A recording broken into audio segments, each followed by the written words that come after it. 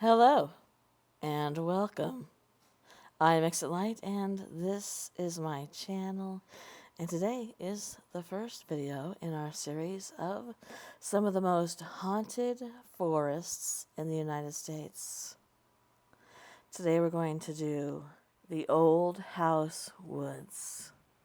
Before we get started, if you would please give this video a thumbs up. As you know, it helps my channel to be seen and recommended. And if you are not subscribed and you would like to be, please go ahead and click that button. And if you click the bell, it will let you know every time my content goes live. All right, let's get into some spooky stuff. What do you think? In Matthew County of Virginia, in the small, unassuming town of Diggs, it's a cozy little place. It's surrounded by the Chesapeake Bay. It offers coastal views, calming sounds, beautiful. But if it seems a little normal to you, perhaps you don't know what lurks in the area. If you travel down Beach Haven Road just outside of town, you will come to a 50-acre patch of dense woodland. The Old House Woods is so full of paranormal activity and apparitions that it may just be the most haunted woods in America. I mean, where else could you find ghost pirate ships looking for their lost gold, or British redcoats stalking in the night, and armored skeletons asking for directions, and sometimes even headless cows? I'm going to tell you a few legends from the area. All right, let's start with the forest and the Franny Night House. What do you think? The Old House Woods was a scary place when the colonists arrived at this country. The dense woods along the ocean were so thick the sky couldn't be seen through the tree limbs. It was a perfect port for men to hide and lay low from the law. Both thieves and pirates were so notorious in the area that travelers were warned to stay away from the woods. The woods were used as a secret port by both Revolutionary soldiers and Civil War ones. The woods were filled with stories of thievery and murder before the first incident even occurred. The name Old House Woods actually reflected the fact that in the late 1700s, an old colonial building stood right in the middle of the woods. It was abandoned even then and believed to be full of angry spirits. The house, called the Franny Night House, spontaneously caught on fire. Years later, the same house caught on fire again, but this time it allowed itself to be reduced to ash. The forest has since taken the house's remains back. The flying ghost ships of Old House Woods. In the 19th century, a fisherman named Ben Farabee was coming out from White's Creek, and he claimed that he saw a huge 3-masted ghost galleon out on the water. He said that it had lit lanterns along its deck and spectral men aboard, looking off into the distance. He claimed that the ship was heading straight for him, but his calls were ignored. At the last moment, when there should have been an impact, the ship simply floated over his head and continued to hover up to the beach. Then there was the sound of a harp after the ship passed, and Farabee watched in terror as the ghost ship floated up over the trees of the forest. He said that it stopped above the pines, and he claimed to see rope ladders thrown from over the sides. Men with tools and other contraptions climbed down, and they disappeared into the woods below. But This strange ship is not the only one to be seen, and it sometimes is seen floating at least 50 feet over the ocean's waves. A mysterious fog often hides the ship. And this one, looking for buried treasure in Old House Woods. In the middle of the woods in White's Creek, and one legend states that in the 1600s a band of pirates buried their loot somewhere along its banks. Unfortunately for them, a huge storm kicked up and flooded the entire creek, washing the men out to sea. Unwilling to give up their treasure, the ghostly pirates have apparently been searching the creek at night ever since. This next story involving a treasure is about the treasure of King Charles II, and it was sent from England to America in 1651 in the wake of the Battle of Worcester.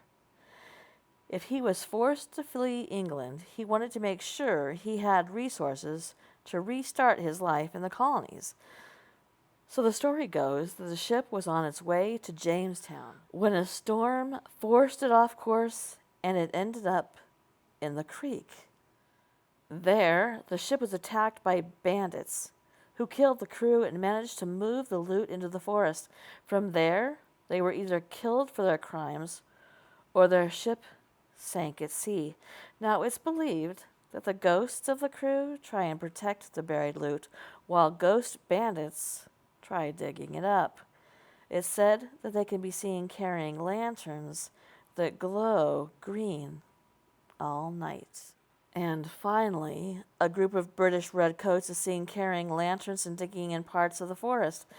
Some stories suggest that the Battle of Yorktown in 1781, General Charles Cornwallis had soldiers hide a fortune of gold in the dense patch of woods.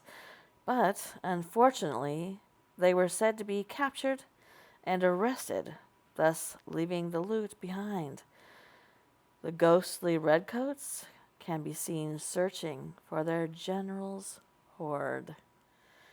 And sometimes the spirits have been known to be quite rude.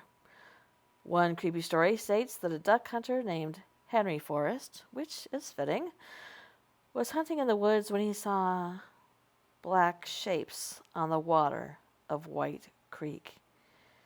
He settled in and aimed his gun to fire at what he thought were ducks, but the black blobs shifted into the forms of several angry-looking redcoat soldiers. He was so scared that he ran through the woods back to his boat, only to find another ghostly redcoat in it and waiting for him. Henry threatened to shoot the spirit. It told him, "You shoot, and the devil's curse to you and your traitor's breed." He tried to pull the trigger anyway, but his gun refused to fire. After trying and failing another shot, he threw his gun at the ghost, and he ran away in terror. But fear not, it's not just ghosts of sailors and soldiers that are out there haunting the Old House Woods. A female apparition in a white gown, because you always have to have a woman in white, who glows an unearthly green or sometimes even a pale blue, will rise above the woods at night, and she'll let out an unearthly scream, which is a warning to sailors out at the sea of a terrible incoming storm, telling them to evacuate the area. She has become known as the Storm Woman. Also, there are phantom animals. Ghostly animals haunt the woods as well. There have been multiple reports of black horses that attack people in the woods. 2 pitch-black ghost dogs will chase trespassers away. They will pounce at people and have even been known to jump into the beds of trucks where they leave deep claw marks before disembarking. The sounds of their howls are enough to cause fearless men to shiver in their boots. If the angry phantoms of the black dogs don't work to get you to leave, then the woods will send out the big guns, which is Phantom Headless cows. There have also been reports of lost skeletal nights. Perhaps the strangest stories on this list include two separate incidences in the Old House Woods. In 1926, a man named Jesse Hudgens reported that a group of strangers with lanterns approached him. As they got closer, he was able to make out the fact that they were wearing some type of old armor. And beneath the armor, well, it was just skeletal remains. One pulled out a large ancient sword and waved at him in a terrifying manner, causing him to flee for his life. A second incident took place on the road leading through the woods. It is said that a man had car trouble in the middle of the night and he was stuck. As he was trying to fix it, a figure that he described to be a skeleton wearing old armor strode up behind him with purpose. And he asked, "Is this the King's Highway? I've lost my ship."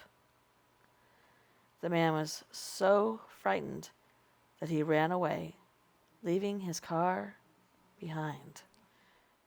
Paranormal investigators have been known to get EVPs of not just human voices, but also of animals who seem to be frightened or edgy. And there's been many pictures and videos of creepy things posted all over the internet. And as we know, urban legend is defined as a story that grew from a kernel of truth. So, is that true with these stories? Perhaps you would like to go and find out for yourself. Thank you for coming, and good night.